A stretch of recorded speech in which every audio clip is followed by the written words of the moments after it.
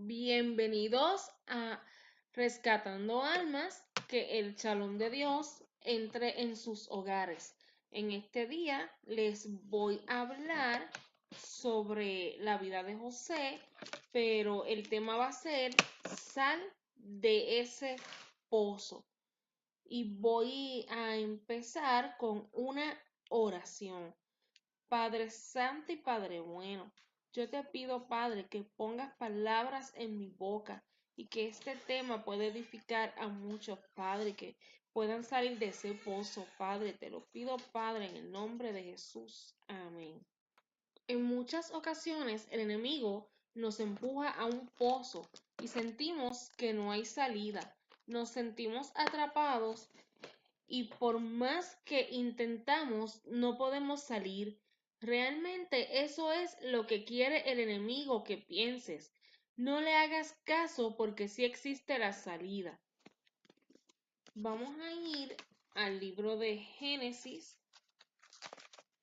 capítulo 37, versículos del 18 al 28.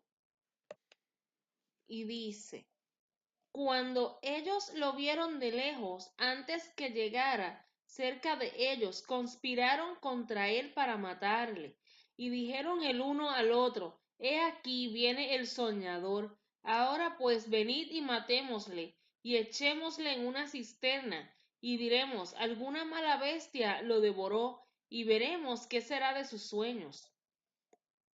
Cuando Rubén oyó esto, lo libró de sus manos y dijo: No lo matemos. Y les dijo a Rubén: No derraméis sangre, echadlo en esta cisterna que está en el desierto, y no pongáis mano en él, por librarlo así de sus manos, para hacerlo volver a su padre. Sucedió pues que cuando llegó José a sus hermanos, ellos quitaron a José su túnica, la túnica de colores que tenía sobre sí, y le tomaron y le echaron en la cisterna. Pero la cisterna estaba vacía, no había en ella agua. Y se sentaron a comer pan, y alzando los ojos miraron, y aquí una compañía de ismaelitas que venía de Galaad, y sus camellos traían aromas, bálsamo y mirra, e iban a llevarlo a Egipto. Entonces Judá dijo a sus hermanos: ¿Qué provecho hay en que matemos a nuestro hermano y encubramos su muerte? Venid y vendámosle a los ismaelitas, y no sea nuestra mano sobre él, porque él es nuestro hermano, nuestra propia carne, y sus hermanos convinieron con él. Y cuando pasaban los madianitas, mercaderes, sacaron ellos a José de la cisterna y le trajeron arriba y le vendieron a los ismaelitas por 20 piezas y llevaron a José a Egipto. Y voy a terminar con el 29. Después Rubén volvió a la cisterna y no halló a José dentro y rasgó sus vestidos. Cuando José iba por el camino a buscar a sus hermanos, él no sospechaba tan siquiera el plan de ellos. Asimismo, a veces nos pasa a nosotros, vamos muy confiados por la vida y pensamos que nadie nos hará nada.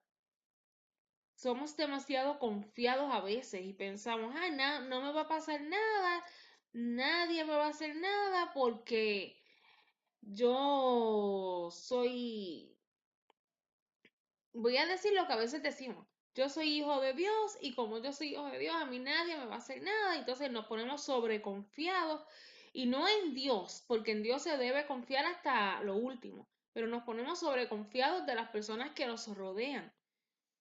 Y nosotros mismos nos vendamos los ojos para no ver lo que están tramando ellos en nuestra contra.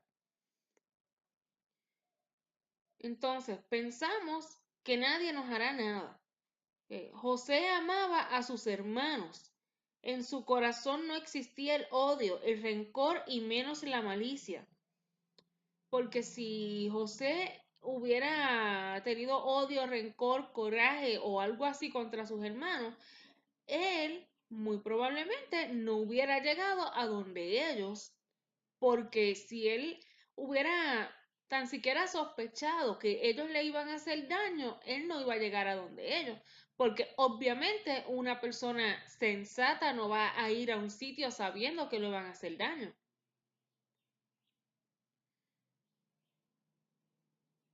Muchas veces nosotros somos así. Amamos a todos y hacemos bien a todos, pero el mundo nos aborrece por lo que tenemos dentro. Y José cayó en la trampa de sus hermanos. Nosotros solemos caer en las trampas del mundo, porque a veces son bien tentadoras y caemos. Y luego que caemos, el mundo nos hace caer en pecado y luego nos hace sentir como si Dios no puede perdonarnos. En ocasiones, las trampas del mundo son simplemente causarnos problemas. Sus hermanos lo despojaron de la túnica de colores que le había regalado su papá. Eso mismo es lo que hace el enemigo con nosotros. Nos despoja de las cosas que amamos. Y cuando nos ve desnudos es cuando nos pone en el pozo. Es que a veces el enemigo nos quita esas cosas que amamos. ¿Por qué?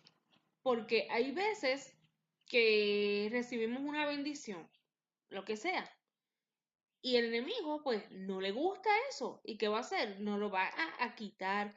¿Para, ¿Para qué? Para que nosotros nos sintamos incómodos, nos sintamos mal y nos entremos en el pozo. El problema es que nosotros a veces lo complacemos porque nos echamos a la depresión a veces por lo más mínimo y no debe ser así.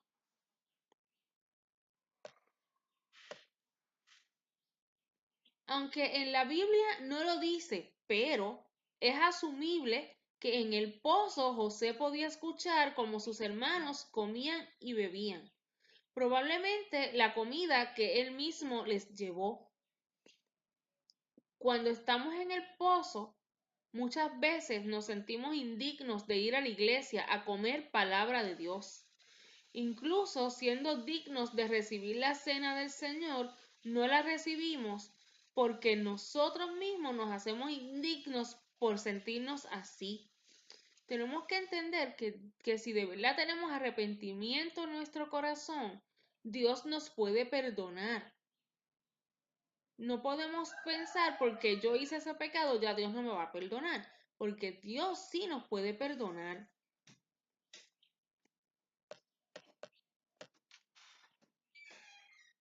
Pensamos que tenemos que cambiar antes de buscar a Dios. No comprendemos que Dios es quien nos cambia y que nos recibe como estamos. Nosotros a veces pensamos que si hasta que yo no cambie esta o esta otra actitud, no, es un error. Nosotros tenemos que ir a Dios como estamos y Él nos va a ir quitando eso que no le gusta y nos va a ir transformando. Claro está que nosotros tenemos que dejar que Él nos transforme.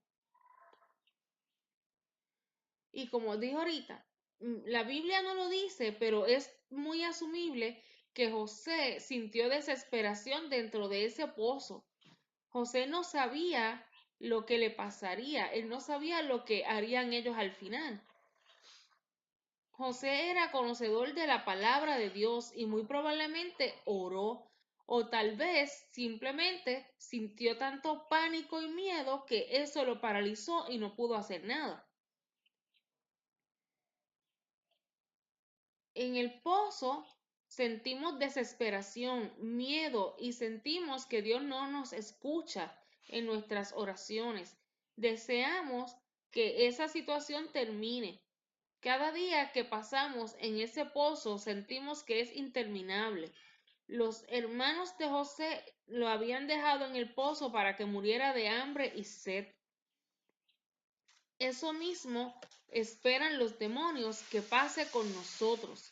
Ellos nos empujan a ese pozo para que muramos. Y no me refiero a muerte física, más bien a muerte espiritual. Porque en el pozo hay veces que nosotros no buscamos a Dios, culpamos a Dios de lo que nos está pasando y nos trancamos y cada día nos vamos a hundir más. Y eso se llama muerte espiritual. Pero si cuando tú te ves en ese pozo, tú oras, tú lees la palabra, buscas a Dios, vas a una iglesia, tú verás que en algún momento tú vas a salir de ese pozo y vas a salir en victoria, porque no permitiste que te secaras espiritualmente. El hermano de José, Rubén, tenía la intención de sacarlo nuevamente del pozo para llevarlo a su casa. Aunque su hermano Rubén tuvo la intención de sacarlo de ahí, tuvo miedo por la reacción de sus hermanos. Aunque tuvo la intención de ayudarle, no lo hizo. Y cuando Rubén obtuvo el valor para sacar a su hermano del pozo, ya era tarde. Muchas veces pasa esto con algunas personas. Ven que estamos en el pozo y tienen la intención de ayudarnos, pero no lo hacen. Sienten miedo del qué dirán al verlos ayudándonos a nosotros. Muchas veces sienten vergüenza de ayudarnos. Pasa también que en ocasiones, cuando ya no pueden con la conciencia, entonces van a tratar de ayudarnos cuando ya todo se solucionó. Los mismos hermanos de José lo sacaron del pozo. La intención de ellos era sacar unas monedas vendiéndole a los ismaelitas. La intención de tus enemigos de permitirte salir del pozo es venderte la esclavitud del pecado. Cuando salgas del pozo, no permitas que el pecado prolifere en tu vida.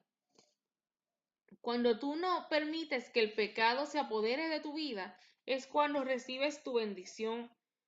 Cuando tus mismos enemigos te ayudan a salir del pozo, desean empujarte lejos de Dios, porque ellos piensan que al haberte tenido tanto tiempo en ese pozo, tú no vas a querer saber de Dios. Pero ahí es cuando tú más vas a buscarle, más vas a aferrarte a Él, vas a aferrarte a sus promesas. Aunque las circunstancias digan lo contrario, aférrate a Dios y cree que lo imposible es posible. Bueno, en esta hora yo quiero que las personas que vieron este video y tal vez nunca han aceptado a Jesús, tal vez sí lo han conocido, pero se alejaron del camino y desean volver, que hagan esta oración conmigo. Señor, yo te pido, Padre, que me ayudes, Padre. Te pido, Padre, que limpies mi corazón. Te pido, Padre, que escribas mi nombre en el libro de la vida y que me ayudes a que nunca más se borre. Pon de tu Santo Espíritu en mí y ponme en una iglesia en la que pueda prosperar espiritualmente. Te lo pido, Padre, en el nombre de Jesús. Amén. Que el shalom de Dios quede con ustedes.